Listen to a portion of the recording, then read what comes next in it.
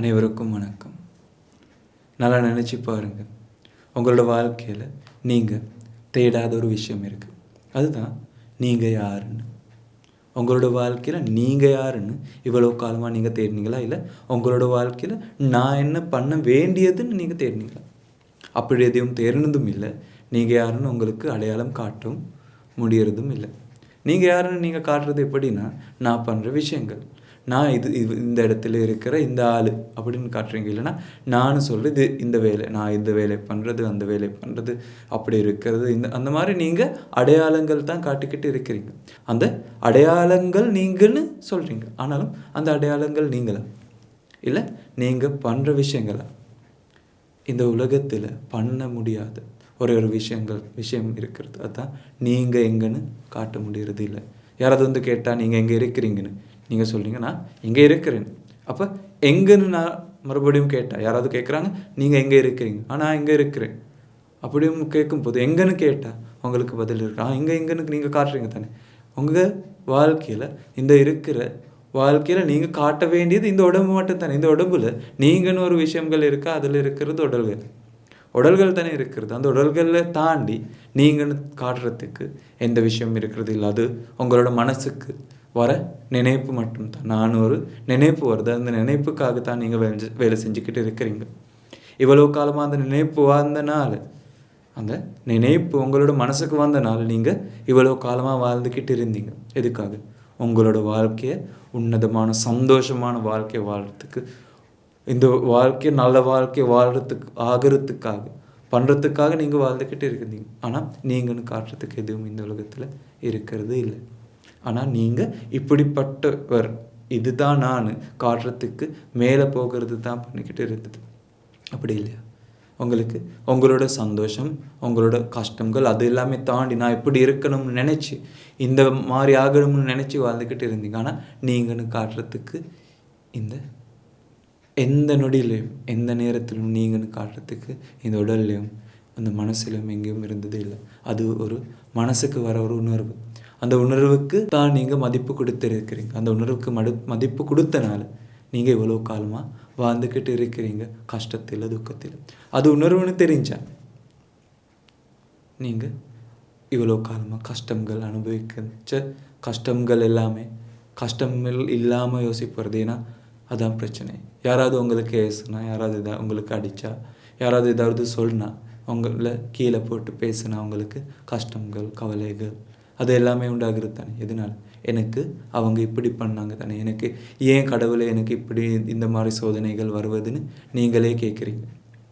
நல்லா நினச்சி பாருங்க, உங்களோட வாழ்க்கையில் எனக்கு இந்த மாதிரி கவலைகள் வருவது, அது நிப்பாட்ட முடியும். அது வருவது எனக்கு வரனால தானே. உங்களுக்கு பிரச்சனைகள் வருது உங்களுக்கு வரனால தானே. ஆனால் உங்களுக்குன்னு சொல்கிறது எங்கே, நீங்கன்னு சொல்கிறது எங்கன்னு தேடினா தானாகவே இந்த பிரச்சனைக்கு பதில் கிடைக்கும். நல்லா நினச்சி பாருங்க.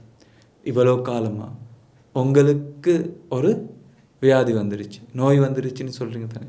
அந்த நோயால், அந்த நோய்க்கு பண்ண முடியறது மருந்து கொடுக்கறது மட்டும்தான். ஆனால் மனசுக்கு மருந்து கொடுக்க முடியுமா? மன ரீதி இருக்குது தானே. உடல் ரீதியும் இருக்குது, மன ரீதியும் இருக்குது. உடல் ரீதிக்கு பண்ண வேண்டியது மருந்து கொடுக்கிறது. மன ரீதிக்கு மருந்து கொடுக்க முடியுமா? மருந்து கொடுக்க முடியாது தானே. அதுக்கு மனசால தானே பதில் கொடுக்க வேண்டியது. இவ்வளோ காலமாக உங்களுக்கு உடல் ரீதிக்கு நீங்கள் மன ரீதியால் பதில் தேடுறீங்க, மன ரீதிக்கு உடல் ரீதியான பதில் தேடுறீங்க. அதான் பிரச்சனை. அப்படி பிரச்சனை இல்லைன்னா உங்களுக்கு மன ரீதியாக தான் பதில் தேட வேண்டியது. இவ்வளோ காலமாக நீங்கள் தான் இந்த உலகத்தை உருவாக்கினது. இப்படி இருக்க வேணும்னு நினச்சி, அந்த வாழ்க்கை கிடைக்க வேணும்னு நினச்சி அந்த உலகத்தை உருவாக்கினீங்க. இந்த மாதிரி இது உலகம்னு உருவாக்குனீங்க.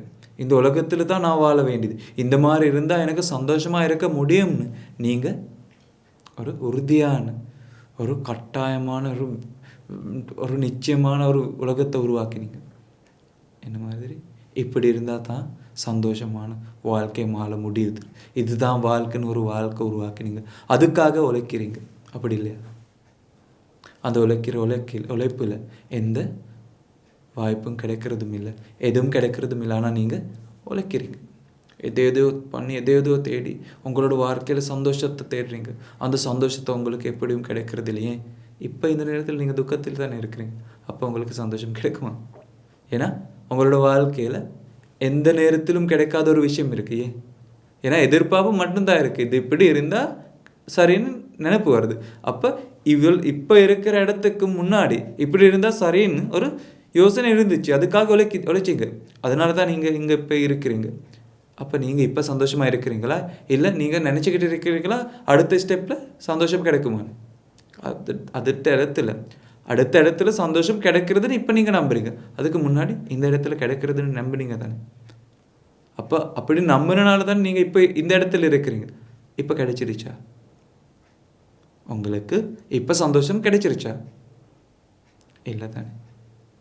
அப்போ நீங்கள்னு சொல்கிற இந்த வாழ்க்கையில் நீங்களும் ஒரு யோசிப்பு வாழ்க்கையில் அந்த யோசனையோடு வாழ்ந்துக்கிட்டு இருக்கும்போது உங்களுக்கு சந்தோஷம் கிடைக்கிறது இல்லை. அனுபவங்கள் மட்டும்தான் கிடைக்கிறது. அந்த அனுபவங்கள் இருக்கிறது அனுபவங்கள் மட்டும்தான். அந்த அனுபவங்கள் உங்களுக்கு மனசுக்கு நினைப்பு வர ஒரு நினைப்பு மட்டும்தான். அந்த நினைப்போடவே வாழ்ந்துக்கிட்டு இருந்து அந்த நினைப்போடவே இந்த உலகத்தை விட்டு போகிறீங்க. உண்மையான வாழ்க்கையை வாழ்கிறதுக்கு கிடைக்கிறது இல்லை. இன்னிலிருந்து உங்களோட வாழ்க்கையில் உண்மையான வாழ்க்கையை வாழ்கிறதுக்கு மட்டும் முயற்சி பண்ணுங்க. அப்போ தான் நீங்கள் யாருன்னு உண்மையாகவே கண்டுபிடிக்க முடிகிறது. இந்த உலகத்தில் இருக்கிற உண்மையை கண்டுபிடிக்க முடிகிறது. அது கண்டுபிடிச்சா தானாகவே உங்களுக்கு சந்தோஷமான மன ரீதி கிடைக்கும். இல்லைனா எல்லா நேரத்திலும் நீங்கள் மன நிம்மதி இல்லாமல் வாழ்ந்துக்கிட்டு இருக்கிறீங்க. அப்போ இன்னிலிருந்து உண்மையான சந்தோஷத்தை தேடுறதுக்கு முயற்சி பண்ணு. அனைவருக்கும் இனிய நாள் அமைக்க வேண்டும்.